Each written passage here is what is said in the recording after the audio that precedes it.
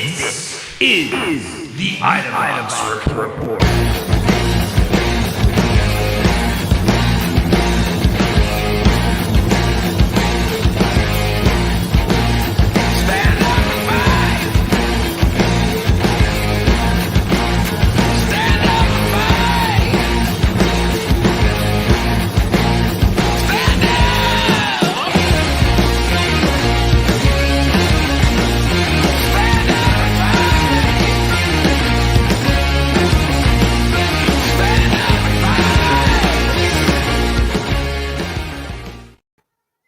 Hi, welcome to tonight's episode of the Idavox Report. I am Christian Perez, along with Brian Powers. How you doing tonight, Brian? Can you hear me all right? Okay. Yeah, I'm doing okay, man. As usual, having a little bit of a sluggish internet, but I'm hoping I can keep up with the show tonight. I think it's the man trying to keep us from having our awesome show, Brian. That's what it is. So there is someone missing right now. If you're watching the show live, we are running a little bit late, but Daryle has said that he is on his way. He is running late. We do have an interesting show tonight. We want to talk about Kyle Rittenhouse and his trial. Also, today is election day, and we're looking at some pretty important elections for the New Jersey gubernatorial race, the Virginia gubernatorial race, as well as the New York City mayoral race. So those are three of the big races going on now. And hopefully, if we have some time, we can get to them all and talk about it. Let's see. Brian, how you doing? Can you hear me? Is everything cool? Is it a little bit better now? The elections part of the conversation is something, that'll be interesting to me, but I've shied away from electoral politics as much as possible. Even when I was involved in party politics, I didn't really like it. But the thing, I guess, before we get to all that bourgeois democracy and that stuff, and Daryle will be joining us very shortly, I think, as you said. So don't worry, Idavox fans, hang in there. Yeah, Daryl's on coming his way. He was participating and said bourgeois democracy. So anyway, he'll get into that later. But the thing that I've noticed in the news that I think we got to talk about here, being that this is the Idavox Report, home of anti-fascist podcasting, is the Kyle Rittenhouse trial that's been going on. Yeah, started the last couple of weeks, and I know that you've been reading up on it, and I've been following the news. I got my own feelings on what's going on. But I think maybe you can take us through like the current events. I know that you have a few notes on what's going on here with this guy. I guess he's now about 18 or 19 years old. He's 18 years old now. He was 17 years old when he committed when he killed two people. He killed one guy by the name of Joseph Rosenbaum, who was 36, and he killed another guy who was 26, a guy by the name of Anthony Huber, and he injured a third person by the name of Gage Grosskreutz. So I mean, in a nutshell, there was a police shooting. The police shot a unarmed black man by the name of I want to say it was Jacob Blake. Yes. Yeah, it was the Jacob Blake shooting. And for those of us that don't remember, Jacob Blake was the guy. He had a scuffle with the police. I don't know why they weren't really watching him. He had gone into his car to go get some paperwork. The police claimed that he was reaching for a gun, and then they shot him. They shot him about 7 times in the back, and he has been paralyzed. So why is this relevant to Kyle Rittenhouse? Because there was a number of riots, rallies, and protests in defense of Jacob Blake. It was the summer of 2020, and I'm sure everyone remembers the past year and a half and what it's been. And this kid, Kyle, he was a kid when he did it. Kyle Rittenhouse, 17 years old, gets his gun and with his mom crosses state lines, having this gun illegally. And he went there on, this misinformed idea, this conspiracy theory that somehow, it's the same white supremacist myth we see over and over again, just roving gangs of black people, trying to loot, trying to destroy. It's never, it's the same people that want to talk about freedom. They want to talk about government oppression, but these are the same people that always show up. Kyle Rittenhouse being one of the same people that always shows up on the side of power, on the side of status quo. And I don't know why a 17-year-old boy thinks that a professional police department needed his help. Right. Well, I don't know where his mother was or where any of that is. And it's, it's the same. Yeah. He went there with his mother. That's what I'm not hearing enough of. I mean, that's so I think it's it. Before we get into the what we should do with Kyle Rittenhouse conversation, just the trial itself has already gone bad. Oh yeah. The background in this community is not one of harmony and peace. This didn't shatter a quiet community. This was a community in which African Americans had been targeted for traffic stops and had been there had been many incidences leading up to the Jacob Blake shooting. So it wasn't a one-off. This happened here and then the community erupted. This community had been suffering, like many other communities, from systemic oppression and racial injustice. So, when this all blows up, we have that background, and then we go to trial, and you have a judge who says you can't refer to the people who were shot dead and the one person who was injured very, very seriously as victims or even alleged victims, because in the judge's words, it's just as equally a loaded term. However, in almost the same breath, so it wasn't like he made this ruling and a few weeks later kind of forgot about it and made another one.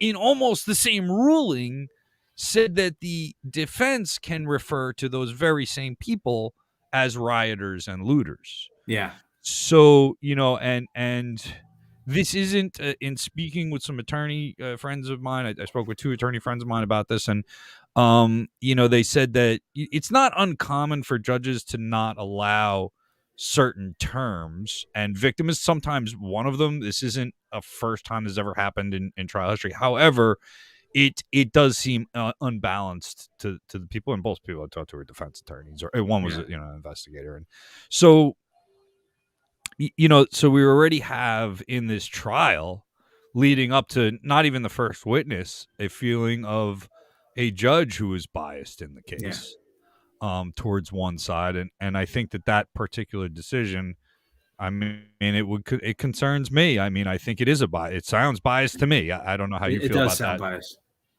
Yeah, I mean, for me, I mean, I think it's problematic. I mean, I don't want anyone to get their hopes up for this trial. Get ready to be disappointed. Unfortunately, this judge, from what I understand, he is one of the, if not the longest serving judge in Wisconsin. And I think only one of the defendants, Jesus, one of the jurors only one is black. So, I mean, I'm getting ready personally for a disappointment. I have absolutely zero faith in the justice system in this country, especially in a place like Washington. For me, this is an open and shut case. It's simple. This person, this Kyle Rittenhouse, had no business crossing state lines with a rifle, going to a place that he had no business. I mean, he went there fueled by a conspiracy theory, fueled by misinformation, with the same white savior complex we see over and over again, that, he's this young white kid with a gun and he's going to protect the police or protect protect property from these roving gangs of blacks and Latinos and their enablers or whoever. And I mean, in his head, the kid thinks he's a hero. He's got Trump and the Trumpers coming out and supporting him. I hope this kid does time, and I hope he goes away for a long time. I have no sympathy for him. He killed 2 people.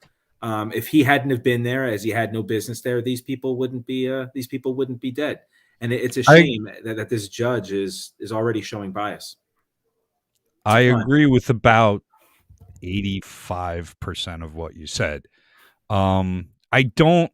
Now, I'm not a family member of somebody who he shot or a member of the community in which he shot somebody in, and I'm a white dude from New Jersey suburbs. So my opinion gets to get taken with that grain of salt, and I certainly understand people feeling differently than I do. I'm also the father of 5 children. One of them is 23, and the other one's right about a year away from the age of Kyle Rittenhouse was. And raising children gives you a bit of perspective. They don't live in the real world yet. They're not adults. They haven't had jobs, and they haven't read the newspaper for 20 years, and they haven't been acclimated to an outside world other than what their immediate family, whoever is raising them, whether it be their parents or whatever, and their friends expose them to. Yeah. You don't have a world opinion yet at 17 years old. And if you do, it's wrong. It doesn't matter what it is, really. because it's just uninformed. And you termed it in your opening. You said he's a kid. He's a kid. And not only has he not had a chance to understand what the world's about, children before the age of about 25 don't fully comprehend long-term consequences. It's why we do dumb shit when we're young. It's why we tend to drink a little more or maybe drive recklessly, take bigger risks, and it's kind of a biological thing. Now, I don't, and as bad as, I mean, this is a case where there's no win. You said, well, prepare to be disappointed. I'm disappointed already because this happened. Yeah. I'm not going to be disappointed whether he's found innocent or guilty. It doesn't really matter, as far as whether I'm disappointed, because I'm disappointed that this happened. And the idea that this young man, who could have been a completely different human being had he been raised in an environment that didn't teach him these hate and these conspiracy theories, he may have had a completely different life. And I have a real hard time putting hate in my heart for a kid, for a 17-year-old whom, took 2 lives. But I'll tell you what, I have friends that have been in prison. I have friends that have, been in prison for serious violent crimes. They're still my friends. They're good people. They're, most of them are out of prison now, and I love them. They made a huge mistake when they were younger. I hope that's the case with Kyle Rittenhouse, whatever happens. But the problem now is that he's being praised as a hero. Yeah, he's not Whether he goes to jail as a martyr or comes out as a victor, he's going to have this horrible hate reinforced in his head. Yeah, this is his life. This is his life now. This court is not going to fix that no matter what it does. And I think that's my feelings. That it's just this. So honestly, I don't think I'm disappointed. I'm not angry. It's a feeling of despair, because no matter what the outcome of this trial is, these people are dead, and this kid is going to. He never has a chance at being a decent, normal human being, because it's it for him. This is his whole life. Yep, and that's sad to me. It's very, very sad. Yeah, it's sad. I mean, it's a failure. It's a failure of whoever the influences are in his life, whether it's parents, whether it's teachers, whether it's, whatever religious or political leaders he have. I mean, but this is what was always going to happen, right? In our era of misinformation, in our era of, online internet grifters, this kid fell victim to that. I mean, there is an entire industry set up targeting people like Kyle Rittenhouse, young white men who don't understand how the world works, and they fill their heads with nonsense. It's the same thing we see, and I'll keep saying it's the same thing we see in the Middle East with the Islamic State and Al-Qaeda. It's the same thing. It's misinformation, conspiracy theory, and they radicalize people. They scare young men into thinking that they are threatened, and they end up getting radicalized. And in this case, I guess he's not a radical; he's a reactionary. This is what it is. This is what Kyle Rittenhouse is. And if there's one Kyle Rittenhouse, there's millions more that just haven't grabbed the guns yet. I mean, I think we're going to see more and more of these types. And the way he's getting support and the way people are rallying around him, you're only going to see this type of behavior emboldened. And that's honestly how I see it. I wonder where's the responsibility on other people? Why are his parents not on trial? Why is the militia that he brought him down there not on trial? Did he drive himself with that gun, or did he carpool? Does he have a driver's license? I think his mom, he drove down with his mom. His mom took him. So where the fuck is his mom in all this? Why is she not on trial? Yeah, and especially honestly, if he was underage. Those are the people that deserve the more severe consequences. I would honestly feel that justice may be served if this kid goes into psychiatric treatment and those grown-ups go to fucking jail, because they're grown-ups. They're supposed to know better. It says but his mother did not drive to Kenosha. That's not what I heard. If you look at the video footage from the night of the incident, you will see there were mass riots, people starting fires. So in other words, a protest, it was after curfew causing mass chaos, and then all this and they all should have, I guess he's saying should have been arrested. Yeah, but they weren't all arrested, and this kid had a gun and he killed people, dude. Like it's woulda, coulda, shoulda. This guy murdered people. Like it's there's one person that killed people that night, and it was Kyle Rittenhouse, and he killed 2 people and injured a third. So there were all those people there, and no one else got killed. I mean, it's, I guess under capitalism, everyone's victimized, right? But he still needs to be held accountable, and all his enablers need to be held accountable. But we're living in a society where a third of the country thinks he did the right thing. So he will be seen as a martyr, and he will be seen as a hero, and he's already raising money for his defense. Yeah. Heidi, thanks for your comment, but you say it there. They all should have been arrested. Okay, I don't agree with you on that, but let's just put that into the spotlight and say, okay, they all should have been arrested, but 3 of them were shot and 2 of them are dead. That's not what you say should have happened. So, I mean... And police were fist bumping him. There were people telling the police, look, this guy killed people, and they didn't do anything about it. So right off the bat, the police in Kenosha are suspect. They can't be trusted. Right. You can't trust them to, for justice. So, I mean, it's the entire situation is screwed, unfortunately. I mean, this kid, Kyle Rittenhouse, he's a killer now, and he's going to be a killer for the rest of his life. Like you said, it's a disaster. And I think the only justice we could see, which we're not seeing, is there's the others that influenced this kid, that bought him the gun, that gave him the transport, that told him that he could come to a town that wasn't his and protect property. What the fuck? Go protect your own property. I don't know why a white kid from another state is driving in to protect your property. That's not self-defense, but these stand there and some of the problem is there is, I don't know that Wisconsin exactly has a stand your ground law. But he's claiming self-defense. Yeah, but he's claiming self-defense, and NPR has done some great, there's been a ton of really good reporting on stand your ground laws and what they mean, and it's not even just what they mean, but what they've been interpreted to mean and used as. And I think one of the worst cases, of course, is Trayvon Martin, being basically hunted by that lunatic. And, you have a situation where somebody with a gun causes a problem with somebody without a gun, then shoots them in self-defense. This is being used and codified across the country, and you may very well see that type of defense work in this case. And it's been speculated on in a number of broadcasts that's going to come about. But this is, what Chris, you're saying is about, this is what you get not only when you allow conspiracy theories to take root, but when you actually codify murder, when you actually codify, listen, if you cause a problem with somebody to the point of where they fight back, now you can shoot them. I mean, that's essentially what these laws say, and what they're being used as. You're gonna, and that's. I hate to read tea leaves here, but that seems likely given the history of this country. Yeah, it's going to result in right-wingers killing left-wingers. And it's going to result in police siding with them, police looking the other way, Justice Department not fulfilling, not seeing justice through. I have absolutely no faith in like I said, in this case, I have no faith in our justice system, and I see this kid walking free. I hope he doesn't, but I feel like he will. I don't know. What about time? Let me ask you. I mean, you'd like a guilty conviction.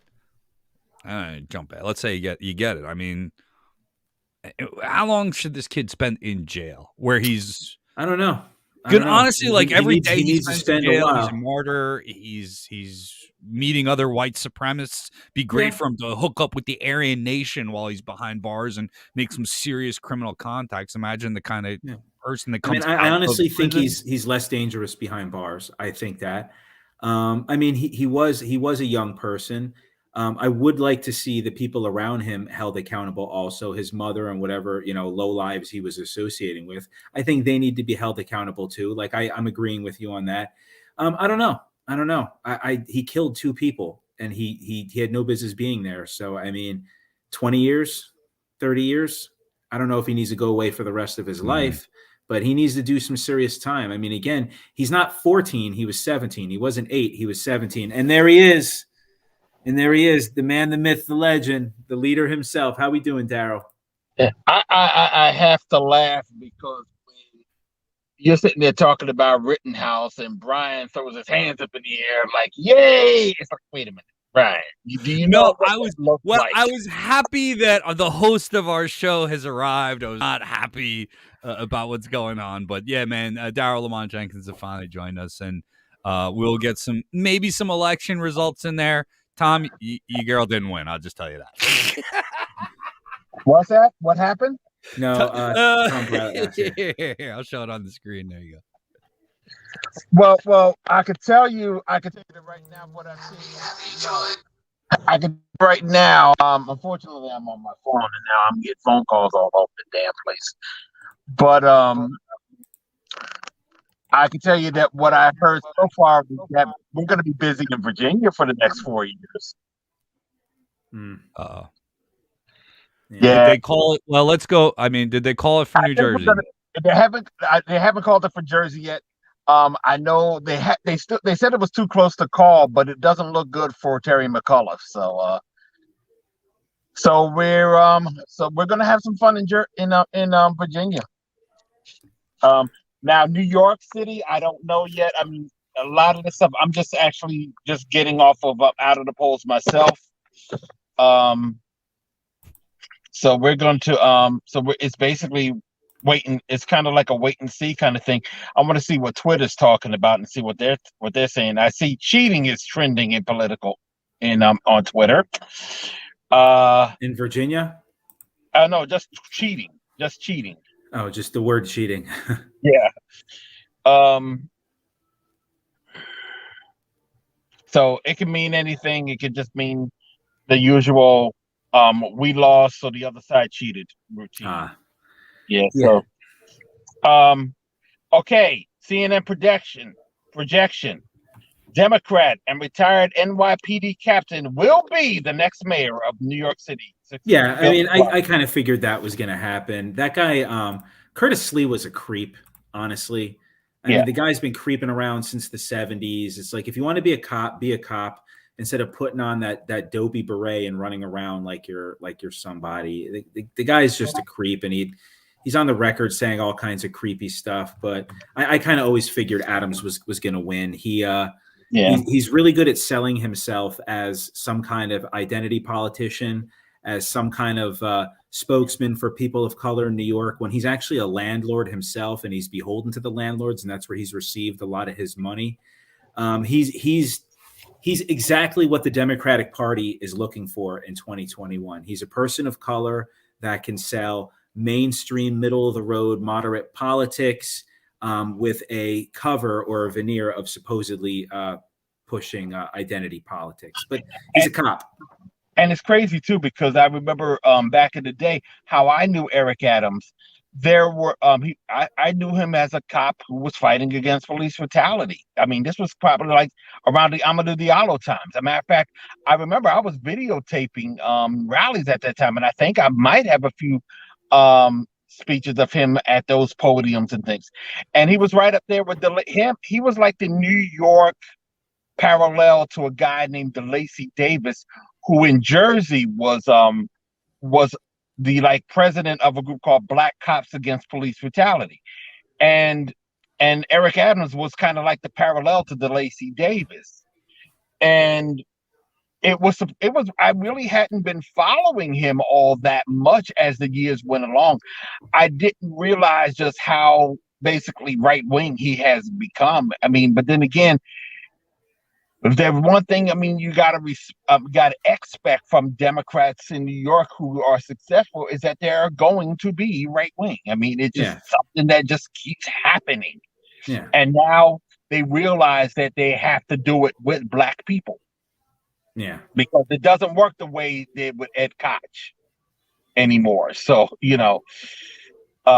so yeah, this wasn't surprising, and it was frustrating when he won the primary in May. I mean, it was basically it meant it was going to be a cop versus a vigilante.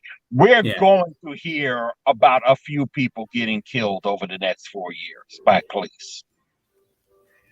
We are going to hear it, and it's going to be right on Eric Adams' lap when it happens. We're going to hear it.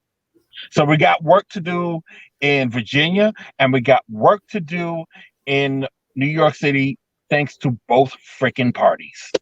Well, we don't know what happened in Virginia yet. It's not official yet. So we'll see what's up.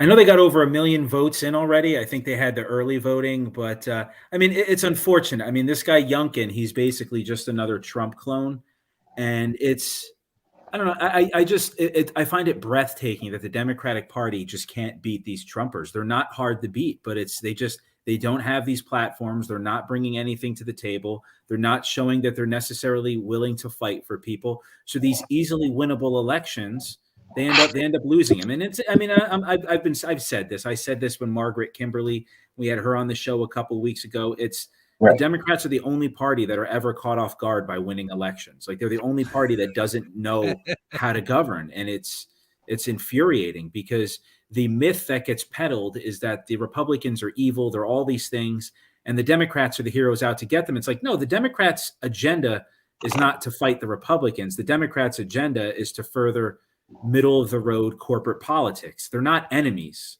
They're just different political parties. And the narrative is that, that they're one and the other and they're fighting. No, they have two agendas, and they're very similar pro-corporate agendas. And that's American politics in 2021.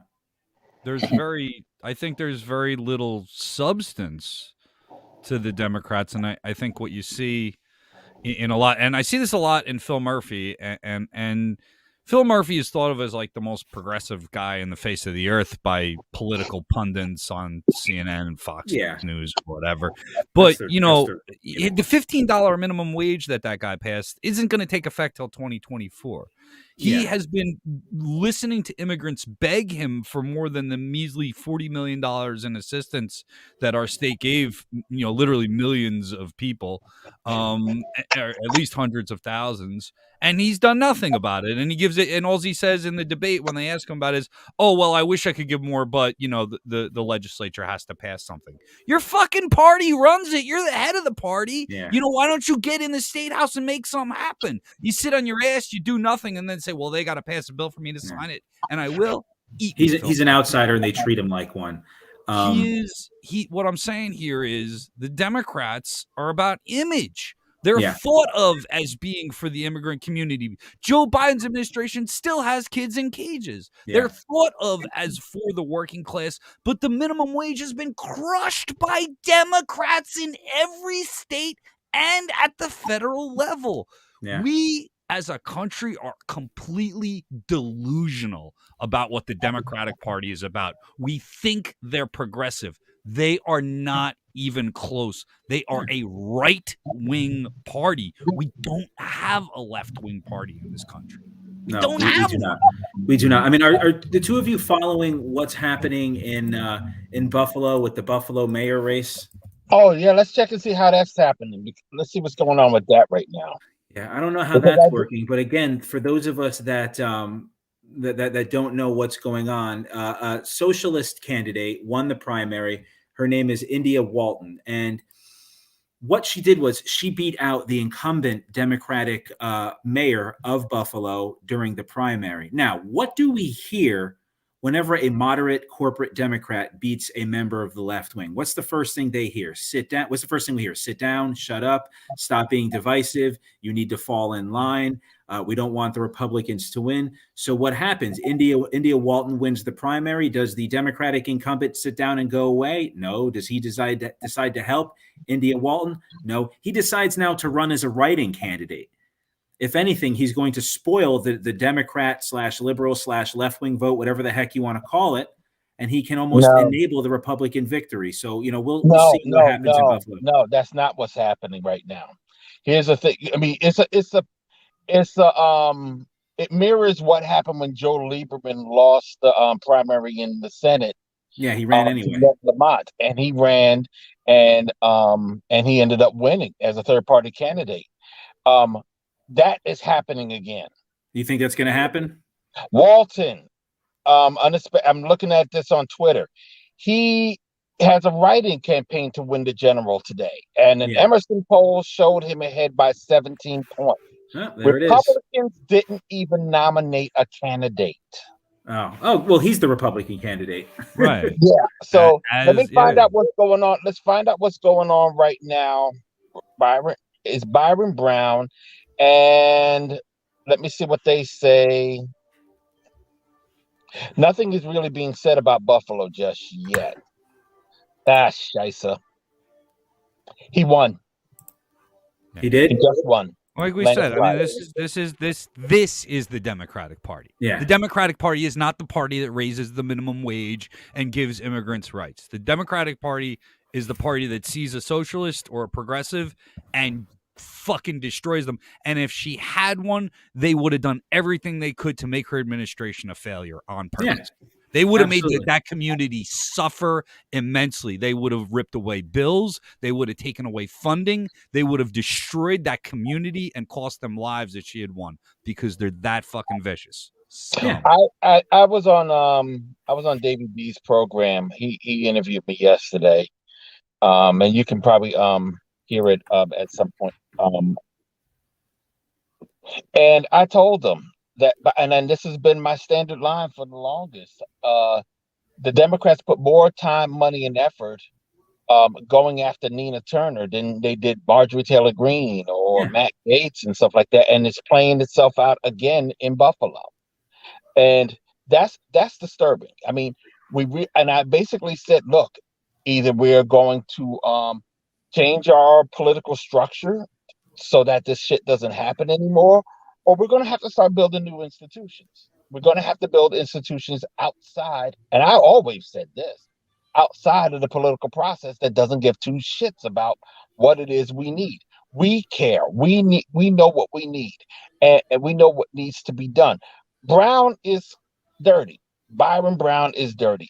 It was under him that his cops beat an old man, smashed an old man to the ground while they were protesting last year.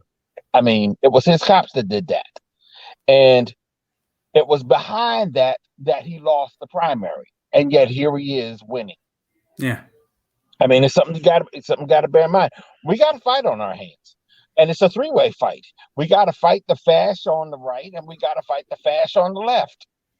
And by fash, I mean straight up mainstream Democrats who think that they are entitled to this political process, to this political structure, when the shit should be ours. Yeah. And we keep telling them, no, it's not. But they're going to fight us. They're going to fight us hard, just as hard as any conservative out there, as any Republican out there, because in the end, they are the same people. And we got to start recognizing that if we're going to get ahead. Either that or start strapping up, because that's the next step. And I think they're even pushing for that, not realizing what that's going to mean.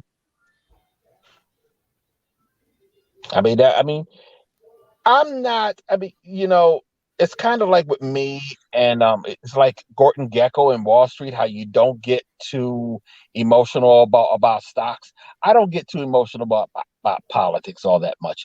I know this is the way the shit's going to go. It's going to be interesting to see what happens this time next year, But the truth of the matter is, we really can't keep anticipating losses like this. Keep hanging our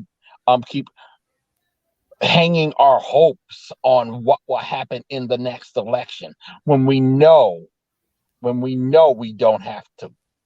Yeah. We can do the shit ourselves. It wasn't a Democrat that created Black Lives Matter. It was those people in the streets. Yeah. That's true. And we are the ones that got results. Yeah. So that's my feeling. People got to start having an attitude that they got to start working things beyond the Democrats and beyond the Republicans. Otherwise, you're never going to get things done. You're never going to get things done. They don't want to get things done. This guy. Oh, we were talking, Jimmy. We were actually talking Jimmy Brash on the chat. Great supporter of Revolution Radio, Solidarity, brother. Thanks for hopping on. It says, Joe Manchin isn't an anomaly. He's been the normal for a while with the Dems, and the Dems are, quote, corporate liberalism. We were talking in the pre-show a little bit about Joe Manchin and his insane level of narcissism. And I mean, I'll say he's a notch above, the Dem. I was just bashing the Democratic Party, but this guy's a special kind of lunatic. Yeah. And if you saw his press conference, and I don't know if either of you guys had a chance to see it, he basically gaslit the whole country and told everybody that Congress is standing in the way of progress and the Senate's at fault and Joe Biden's and everybody's the problem except for Joe Manchin, who really wants to get things done. It's so far departed from reality. But this is what they do. But this is what they do. A senator. Yeah. I mean, so he's concerned about taxation for billionaires in a state with no billionaires. You're in West Virginia. There's millions of people in the state of West Virginia that can, benefit from some of these policies, and he's there stopping it. When Barack Obama wanted to push, Obamacare, the Affordable Care Act, the Democratic Party made it happen. The institution of the Democratic Party made it happen. If the Democratic Party wanted to push Biden's policies, they could pressure Manchin and Sinema into doing it. But ultimately, it's my opinion that they don't necessarily want these policies. And as long as Manchin's there saying he's not going to vote for it, they get to put their hands up and say that they tried. Right? They can let Manchin take the heat. They can let Manchin take the blame, and they could say, "Oh well, I tried." But I was telling my students today. I mean, the Chinese are they're playing a long game. They have their Belt and Road Initiative, where they're trying to create ties with other parts of Asia, parts of Africa, and literal inroads into Europe. And we've got Joe Biden, who can't get these are things that people need. These are things that people want, and they can't get it passed. Maybe somebody should wake Joe up. Yeah, I mean, I had seen it looked like he had fallen asleep at this COP20 at this conference in Europe. Did anybody else see that? Can we confirm that? Did he look like he was dozing off? It looked. I don't know if y'all have ever been in a meeting where somebody's dozing off, but it's embarrassing for everybody in the meeting. Yeah, I've done. I don't know really what level is that when it's the president of the United States, man. Yeah, I mean, I just want to throw this in. One of the people that was really going after India Walton during in Buffalo was Jimmy Dore. Oh yeah, Jimmy Dore has really. I didn't realize Jimmy Dore was going all in on her until just now. He's the new Tim Pool. Russell Brand. There's new money in attacking the left from the so-called left, but Brian had made some comments in a group chat earlier. He's starting to bring on anti-vaxxers now, I believe. Jimmy Dore. Yeah. Oh, I get an alert. I still get YouTube alerts on him, even though I stopped paying for it. He's full. Everything's anti-vax now. He's everything about the vaccines, forced vaccines. Him and Russell Brand have both jumped the shark like in such spectacular fashion. It's unbelievable. And Daryle, credit to you and Rob Weber and people that brought up these problems with Jimmy months ago.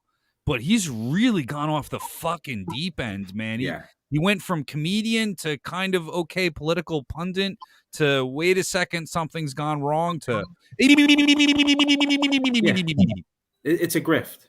It's a grift.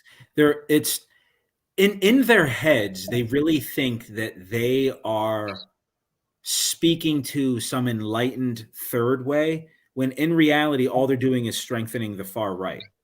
There's no one on the left that's listening to like Tim Pool or Russell Brand or Jimmy Dore. These are people that are starting to lean right wing, who don't understand how politics works. I mean, Russell Brand's going to break my freaking heart. I've just realized that about him. And I really do like Russell Brand. It's going to piss me off if he starts going too far with that shit. He used to have all kinds of cool stuff to say. You used to look at him. He used to be like, he's one of those celebrities that kind of got it. But again, I mean, they're chasing the money, that social media, that YouTube money, which is, the right-wing pundit verse. And I do not like, and there's a lot of people that do it on the left. I don't like finger waving the left. I don't like tone policing the left, because anytime you do that, all you do is embolden and enable the right. Right? If someone on the left does something I don't like, I try not to make a big stink out of it, because all they're going to do is it's just going to be used by the right wing. I mean, we see that with Dave Chappelle. Dave Chappelle really thinks he's standing up for something, but he's really just being used by the far right. I mean, I don't want to get in there about Dave Chappelle, but it's like, you're not the victim, dude. You're a multimillionaire. You are a celebrity. You're not the victim here. And it was like, I remember when Jerry Seinfeld said he wasn't going to play college campuses, and it's like, no college students know who you are, Jerry. Sit down. You're a millionaire. Like you're not the victim here, guy.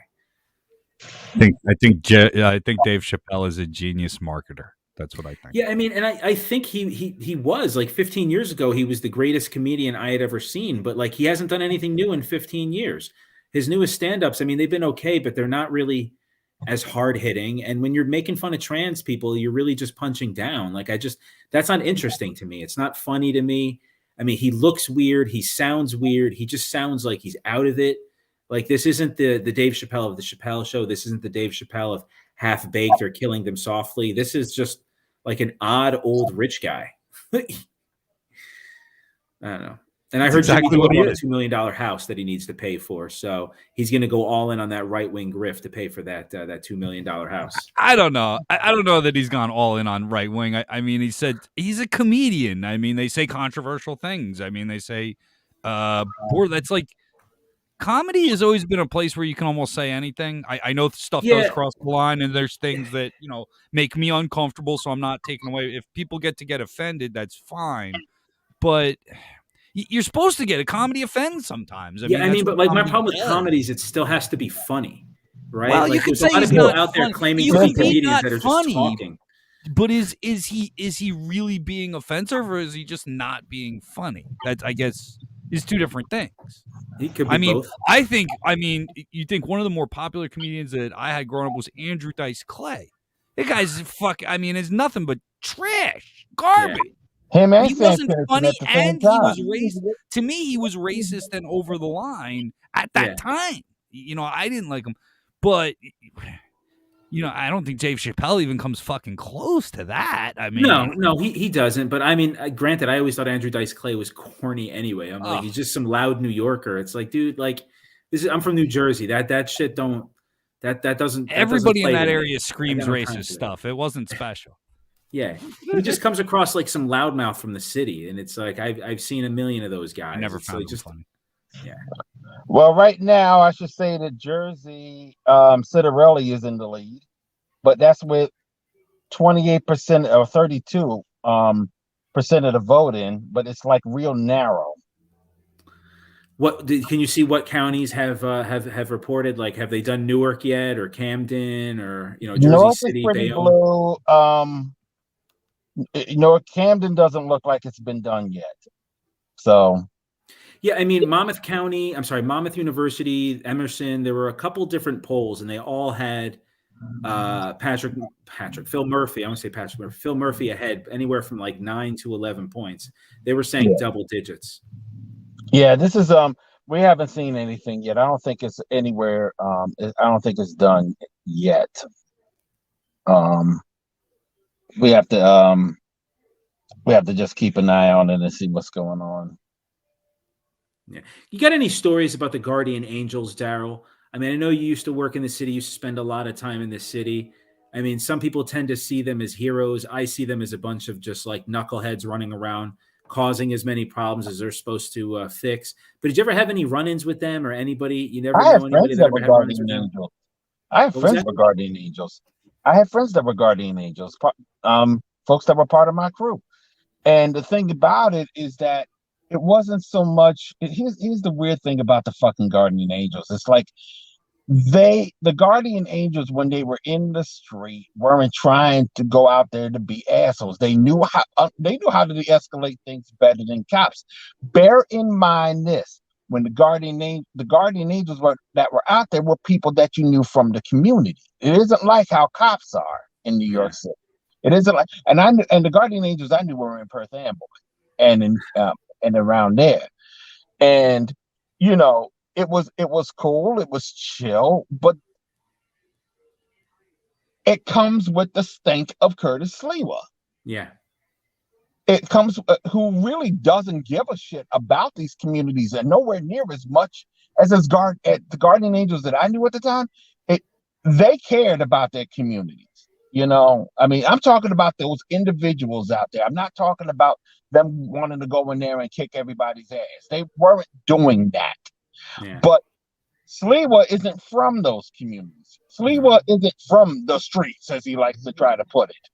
Sliwa is from that part of New York that thinks that white is right, even when it's in New York and you have black people push and black and Hispanics and everybody pushing up against you.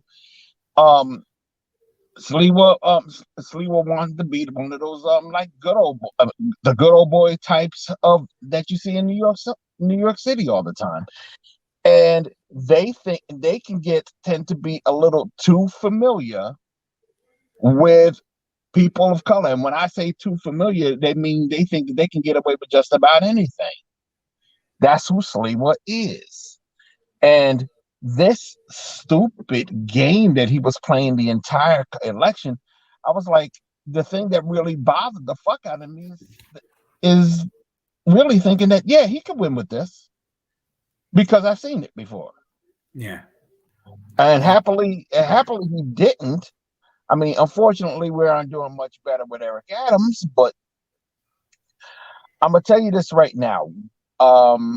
This election year is showing us that we got mad work to do. This is the 10th anniversary of Occupy.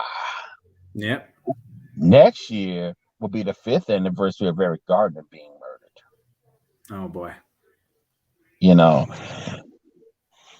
and his mom was actually at my church on Sunday. Was she speaking? I don't know if she was speaking. I know that she was a visitor at my church up in Perth Amboy. So it's kind of like it hit. Yeah. It hit. I mean, you think about what we had. I mean, ever since Trayvon, it was pretty much everything that was going on, everything that's been going on in regards to law enforcement. I mean, Trayvon died. It's going to be 10 years on February 26th since Trayvon was murdered. Yep. And if that wasn't bad enough, let's not forget we had Trayvon come up in 2012. Let's take a look. Freddie Gray was 2015. So that adds April 19th, 2015. And then let's not forget Mike Brown out of Ferguson. All of these things were just like coming to, and then Eric Gardner. Those 4 cases really set us off. And yes, no, I'm not forgetting Sandra Bland. I think Sandra Bland came after all. Sandra Bland didn't come after all those cases, but she was another one. But everybody's just confused at what the hell happened to Sandra Bland. And you run down all of these cases, however, and we just said we don't know why it keeps happening. Well, we know why it keeps happening, but we have to do something to stop it. And the people that are in the way really just got elected this year. So we got some work to do. We got a lot of work to do. And what am I doing next weekend? Going to a Nazi conference.